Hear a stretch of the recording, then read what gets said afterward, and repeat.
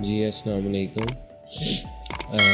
आज हम अपना टॉपिक स्टार्ट करेंगे प्रोग्राम नंबर 9.3 जो कि है write a program that performs all compound assignment operations on an integer value.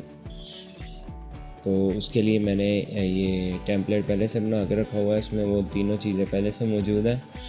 Pre processor directives, ये लाइब्रेरीज़ के लिए, और मेन फंक्शन और बॉडी।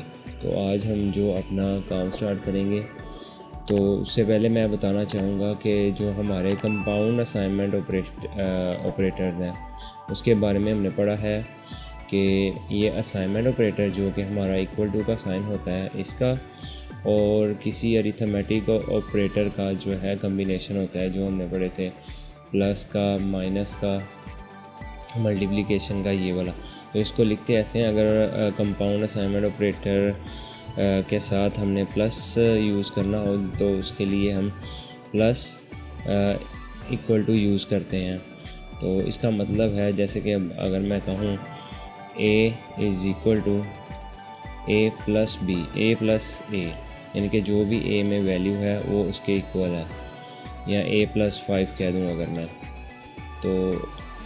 तो इसका मतलब होता है कि a में a 5 और जमा कर दो और उसकी वैल्यू दोबारा a को असाइन कर दो। और इसको अगर मैं कंपाउंड असाइनमेंट ऑपरेटर के थ्रू लिखना चाहूँ तो मैं इसको ऐसे लिख सकता हूँ a प्लस इक्वल टू 5। इसका भी यही मतलब है जो इस चीज़ का मतलब है। तो इसमें जो है कंपाउंड असाइनमेंट ऑपरेटर यही है कि इक्वल टू के साइन के साथ कोई अरिथमेटिक ऑपरेटर यूज़ करें। तो हम अपने टॉपिक की तरफ आते हैं। तो इसमें उसने हमसे पूछा है कि एक ऐसा प्रोग्राम लिखें जो कि तमाम असाइनमेंट ऑपरेशन जो है ना, कंपाउंड असाइनमेंट ऑपरेशन परफॉर्म कर रहा है। तो हमने कंपाउंड असाइनमेंट ऑपरेशन जो हैं वो यही है, जितने अरिथमेटिक ऑपरेशंस होंगे वो ही, और साथ इक्वल टू का साइन सिंबल यूज़ करेंगे। तो वो 5 है, तो हमने 5 ऑपरेशन परफॉर्म करने हैं। ये कॉन्सेप्ट अपना बना लें उसके लिए। और साथ ही उसने बोला ऑन एन इंटीजर वैल्यू, के इंटीजर वैल्यू भी एक ही होनी चाहिए। तो सबसे पहले तो मैं एक वेरिएबल बना लेता हूँ a के नाम का, जो उसने लास्ट में बात की है एन इंटीजर वैल्यू, ये बन गया। उसके बाद इसके ऊपर तमाम जो है ऑपरेशन परफॉर्म करने के लिए ज़रूरी है कि इसमें कोई ना कोई वैल्यू भी हो। तो यहाँ तक तो मैंने डिक्लेयर कर दिया। इनिशियलाइज़ करने के लिए मैं इसको जो है 10 की वैल्यू असाइन कर देता हूँ। 10 असाइन कर दिया। अब इसके ऊपर तमाम ऑपरेशन परफॉर्म करने हैं। उसके लिए ज़रूरी है कि अगर मैंने पहले से कोई काम किया हुआ है तो क्लियर स्क्रीन कर लूँ। स्क्रीन क्लियर करने के बाद अब मैंने इस पे जो भी है सारे काम परफॉर्म कराने, तो मैं पहले इसकी जो ओरिजिनल वैल्यू है वो प्रिंट करवा लो कि देख लूँगा कि क्या वैल्यू है। तो मैं प्रिंट एफ का फंक्शन लिख रहा हूँ। तो उसमें मैं कह देता हूँ द वैल्यू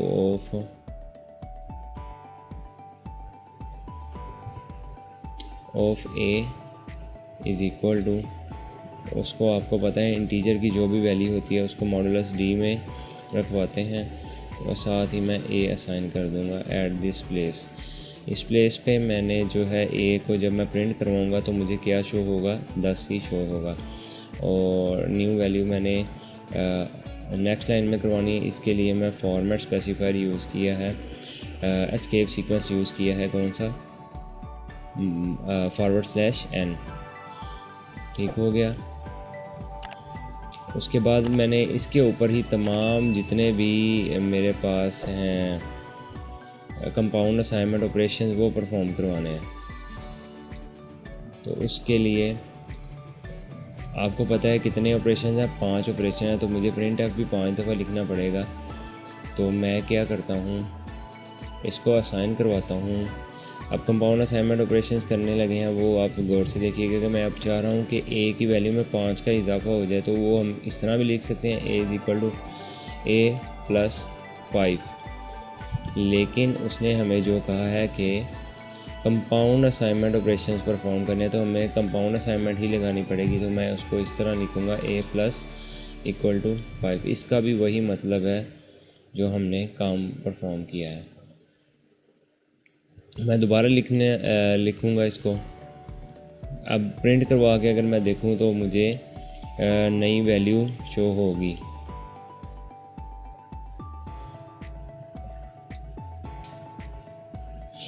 अगर मैं यहाँ ही प्रिंट करवाऊँ तो सिर्फ प्लस जो है प्लस वाला काम हुआ होगा।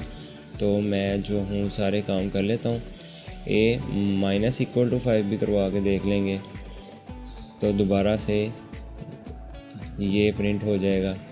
फिर उसके बाद ये आपके सामने सारे काम एक ही जगह पे आई जाए, तो इसको करके देख लेते हैं। उसके बाद जो है क्या करवाते हैं, ए प्लस भी हो गया माइनस भी हो गया। अब मैं करवाने जा रहा हूँ multiply. A multiply equal to 5। दोबारा से उसको प्रिंट करवाएंगे। उसके बाद 3 काम हो गया, चौथा काम करवाने लगा हूँ। A divide equal to 5।